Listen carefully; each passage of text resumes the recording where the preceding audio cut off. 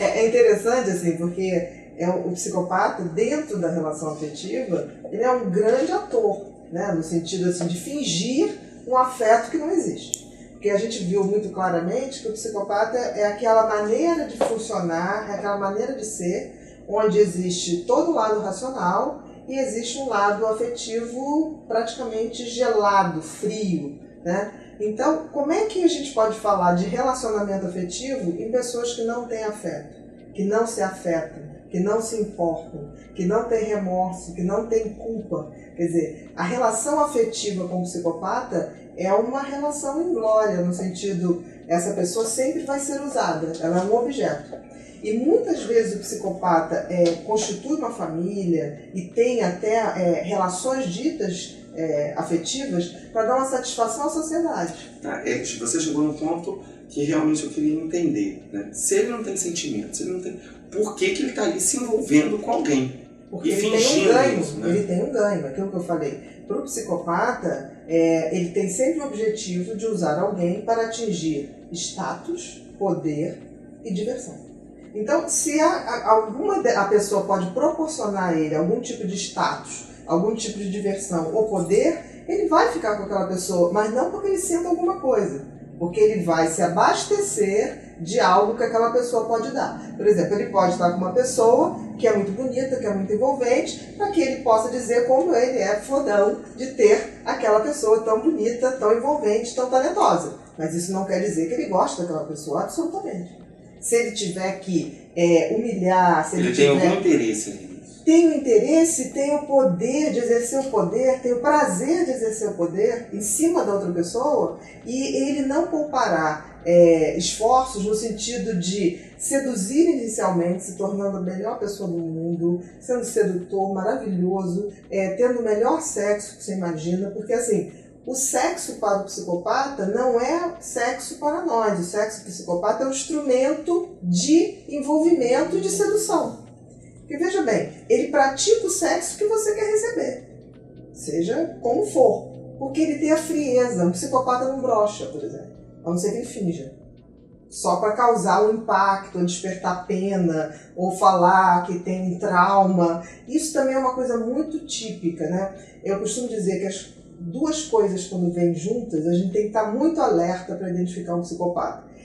Primeiro, atitudes maldosas de forma repetitiva. É um comentário, é um sarcasmo, é fazer o outro se sentir inferior, é fazer o outro se sentir culpado, ou outras pessoas. E junto com essa coisa de atitudes maldosas, uma coisa de encenação de vítima, de se fazer de vítima. Porque o psicopata, ele está sempre contando uma história triste para que a gente possa ter complacência com ele. Então, por exemplo, ele faz uma coisa muito ruim, aí ele imediatamente finge um arrependimento, se joga e diz que não vai mais fazer. Por quê? Porque a pena é um dos sentimentos que mais fragiliza a gente. Quando a gente tem pena de alguém, é como se a gente assinasse um cheque em branco na mão daquela pessoa. E o psicopata, ele sabe muito bem que, ao despertar pena em alguém, esse alguém é facilmente manipulável. Você consegue identificar as presas fáceis dele? São pessoas com autoestima baixa, são inseguras. Pessoas de coração extremamente generosos, são pessoas com uma autoestima mais baixa, são pessoas extremamente, ao mesmo tempo, são pessoas que têm um brilho muito próprio, que têm uma coisa muito bonita, porque eles não chegam em volta, é como insetos em volta da lâmpada. Um psicopata não se aproxima de uma lâmpada apagada. Então, ele vai em torno daquela pessoa para sugar o que aquela pessoa tem de melhor. E é incrível, porque assim, uma pessoa que se relaciona com um psicopata, literalmente se relaciona com um vampiro. Eles são vampirizadores, eles vão tirando aquela energia, a gente vai vendo aquela pessoa perder o brilho, perder a alegria, porque é como se a dominação deles fosse exatamente essa. Então entra na vida de um homem ou de uma mulher, sempre muito entusiasmado, quase você achando que é o homem ou a mulher da sua vida, né? Porque eles representam muito bem esse papel. Ele é ótimo, ele é ótimo, ele é educado, ele é gentil, ele manda flores, ele faz tudo. Passado esse momento de sedução, quando ele vê que você caiu naquela coisa que Na o teia território está bem montado, inclusive com amigos, com parentes, que ele fez aquela coisa toda em volta, aí ele começa a se mostrar na intimidade. Ele continua mantendo aquela coisa, aquela pose para o externo, mas aí ele começa a, dentro do relacionamento, fazer uma coisa extremamente tóxica, né? Que é culpar a pessoa por tudo que dá de errado, tudo que ele faz, ele sempre dá um jeito da outra pessoa se sentir culpada, ou então, se ele não consegue jogar a culpa, ele faz a vitimização para que a outra pessoa tenha pena. Porque ao sentir pena, a outra pessoa dá mais uma chance, dá uma segunda, dá uma terceira, e jura que não vai fazer. Psicopata não tem tratamento, né, Bia? Não tem o tratamento pelo seguinte, porque o psicopata não é uma doença. Ele sabe que ele é assim, ele sabe que ele se utiliza das pessoas. O grande prazer dele numa relação não é a troca afetiva, é o controle. É o jogo do controle, é o jogo da submissão do outro, é ter a vida do outro sob o controle dele. Esse é o grande barato, esse é o grande prazer. Né? Seja numa relação saudável, seja numa relação onde rola até um sexo mais agressivo. A questão é subjugar. Não existe esse prazer saudável de dar prazer ao outro e sentir prazer. Não é uma brincadeira. Porque sexo bom é uma brincadeira. Que tema pesado, né, gente? Você que comecei com isso, agora eu vou ter que brincar. É fogo no parquinho, né? Fogo no parquinho. E o que você pode me dar, assim, de dica para os nossos amigos? Tem alguma coisa que possa alertar, ajudar? Porque às vezes a gente escuta falar, eu não consigo sair dessa relação, e se sente até culpado. Eu acho assim que antes de entrar na relação, a gente tem que ter o cuidado de sair, a gente tem que ter o cuidado de não entrar. Nunca a gente pode deixar entrar na vida da gente uma pessoa da qual a gente não sabe a história, que eu digo HPP, História Patológica Pregressa. Gostei! Porque a gente deixa entrar e aí você, por exemplo, você começa a ter um relacionamento com um cara que é divorciado, aí ele tem 3 ex-mulheres. Aí sempre ele chega na vida dizendo assim, não, porque minha mulher me roubou, eu dei o apartamento, fiquei sem nada, fiquei pobre, larguei tudo. É tudo muito bonito, né? Aquilo é bonito, você morre de raiva das ex-mulheres, Mas eu sempre digo, conversa com essa ex-mulher.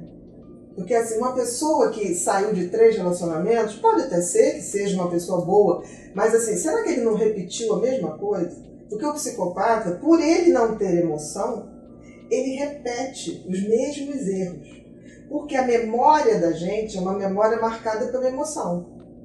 Eu não repito um erro que me fez sofrer. Se ele não sofre, ele repete os mesmos erros. Então, assim, a gente se dá o trabalho de saber realmente se as histórias que alguém entra na nossa vida contando é verdade ou não é? E uma coisa que eu deixo aqui pra gente pensar um pouco, você vai gostar muito, que você ama essa temática também, e eu acho que tem muito a ver, são os relacionamentos hoje, que são os relacionamentos por redes sociais e por aplicativos, porque as pessoas que já têm uma autoestima baixa, são inseguras, têm dificuldade de se relacionar. É uma ótima forma de se relacionar por ali. Parece que você está indo ali no shopping.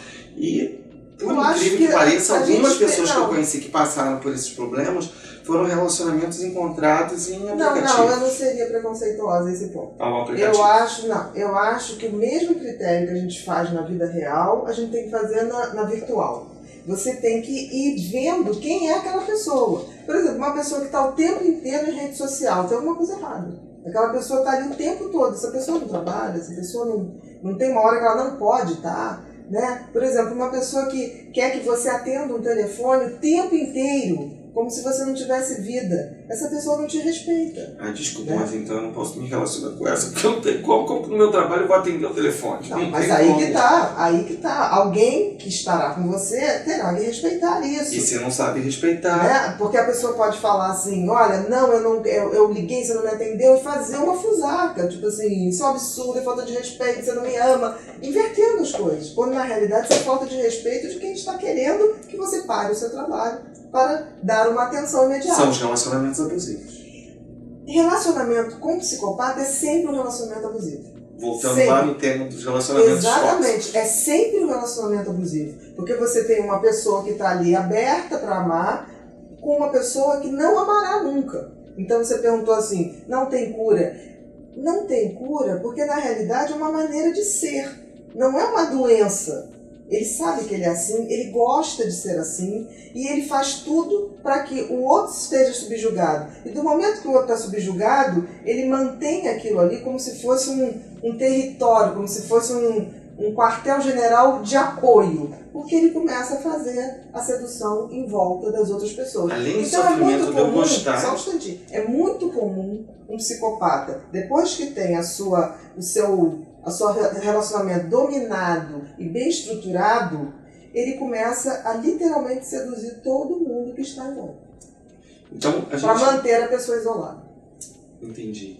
Porque a pessoa que está se relacionando com um psicopata, ela sofre muito porque ela gosta dessa pessoa, ela passou a gostar dessa pessoa, e ela faz com que essa pessoa, e o psicopata faz com que essa pessoa tenha esse sentimento de culpa junto? O tempo todo. Por exemplo, porque para um psicopata ele nunca erra.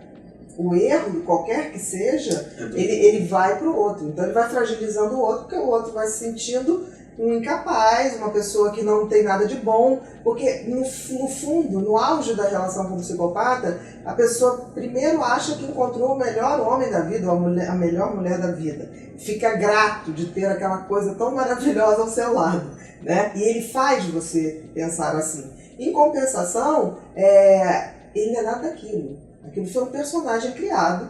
E eu acho que quem se apaixona por um psicopata, na realidade se apaixona por uma questão, pelaquela coisa que ele se apresentou. Mas não é ele. Na realidade, a grande dificuldade das pessoas que se apaixonam por psicopata, primeiro é admitir que aquilo que eles achavam que era amor nem existiu. Porque assim, não existe amor com quem não sente, ainda mais quem não sente amor, né? Para a gente ir fechando, eu vou trazer para você uma dúvida que a gente escuta muito. Às vezes as pessoas brigam na rua com alguém e falam, é um psicopata, né? E está muito na moda o termo psicopata social. Ele existe, esse psicopata social. Você está me trazendo hoje, a gente falou um pouco sobre o psicopata afetivo. Mas existe aquele psicopata que entra no meio das redes, do social, do convívio. Mas aí ele novamente está fazendo a mesma coisa, né? É um ser que está botando suas teias para conectar pessoas para chegar aos seus objetivos. Então, nesse caso, o psicopata social nada mais é do que o mesmo psicopata afetivo, mas com um plano de expansão muito mais ousado. Porque é como se ele quisesse entrar numa rede de contatos de pessoas para galgar situações, né? A gente conhece casos de psicopatas sociais que se fizeram de pessoas, filho de alguém muito famoso ou filho de gente muito rica e não eram nada disso. E foram se relacionando com as pessoas e ninguém foi checar se aquela pessoa era filho daquele que ele dizia ser filho, e a coisa foi tomando um vulto, no sentido até da pessoa começar a entrar em festa e se identificando como filho de alguém. E ninguém nunca foi checar. Então, assim, a gente vive numa sociedade de tanta superficialidade que as pessoas acreditam nas mentiras. Um psicopata é uma pessoa que é um mentidor, quanto mais, é um mentiroso quanto mais. Voltando um pouquinho nessa coisa do relacionamento afetivo, às vezes eu vejo pessoas nos dizem assim, mas eu estou me relacionando, ele está estudando medicina, de uma família maravilhosa, e aí depois passa um tempo e fala assim, não fazia nada, nem passava na porta da faculdade. Mas por quê? Porque nós vivemos numa sociedade que o que vale é o que a pessoa aparenta ser. E não ser. Não, é o que a pessoa diz que é e aparenta ser. E a questão é, a gente confere? Será que também a gente não está querendo acreditar? Mas assim, não é a questão de fazer ou não fazer medicina, ou fazer direito ou não fazer direito, mas assim, para um psicopata mentir é uma coisa divertida, é um jogo. É um jogo onde o outro cai e ele reafirma a sua inteligência, entre aspas. Agora, Pra gente que ouve uma coisa, como é que uma pessoa que faz medicina está sempre disponível? Como é que uma pessoa que trabalha no tribunal tem sempre tanto tempo para estar em tudo que é roda, para estar em tudo que é evento social? Participar de tudo. Eu acho que também a gente tem que desfazer esse príncipe Eu gostei encantado, muito ou a do princesa, título, e começar a que eu ainda botar não gravei, vou a até anotar realidade, aqui. né? A história pregressa, como que é o nome? HPP. HPP. HPP, História Patológica Pregressa. História Patológica Pregressa. Meu povo, vamos procurar História Patológica Pregressa dessas pessoas. Das pessoas. É simples, né? Vem cá, você quando vê um livro, você lê o primeiro capítulo, você lê o segundo, você lê o terceiro. Se não está agradando, você não vai para o quarto. Exato. As pessoas que entram na vida da gente são livres. O primeiro capítulo agradou, o segundo, mas tem ali uma coisa que está errada. Que não está engrenando aquele livro. Sigam a intuição. A intuição da gente não falha. Porque muitas vezes você se relaciona com um psicopata e tem um dia que você pega uma mentira, que aquilo não ficou muito esclarecido, aí ele mudou de assunto e você deixou passar. Sabe aquela coisa? Mas no fundo, a intuição tá sempre te sinalizando, tem uma coisinha errada, tem uma coisinha... E você as pessoas não querem ver. Porque querer ver é querer desfazer sonhos. Mas aí a gente não pode É a construir. necessidade de querer ter o outro, né? Eu acho que é ter para ter uma história, mas a questão é que essa história é um castelo de areia. Uma hora vai vir um mar, vai derrubar. E tem uma coisa que eu acho tão bonita, que tipo assim, a paixão nasce do desconhecido, né? Mas o amor precisa ter conhecimento para se amar. Eu não posso amar uma pessoa que eu desconheço o passado ou desconheço sua essência. Uma dica que eu deixo aqui, a fome. Quando a gente está com fome, a gente compra besteira. Cuidado. Cuidado. Você já percebeu que toda vez que tenta mudar, alguém faz você se sentir culpada por isso? É a amiga, a família, o marido, o ambiente. Gente que diz te amar, mas te puxa de volta pro mesmo lugar de merda de sempre. E isso tem nome: mentalidade de caranguejo. Um sobe, os outros puxam pra baixo. E talvez o motivo da sua vida não andar não seja a falta de esforço, seja o balde onde você vive. Não seja um caranguejo é o que vai fazer você enxergar isso. Clica agora no link na descrição ou no comentário fixado antes que esse ambiente destrua o resto da sua vida.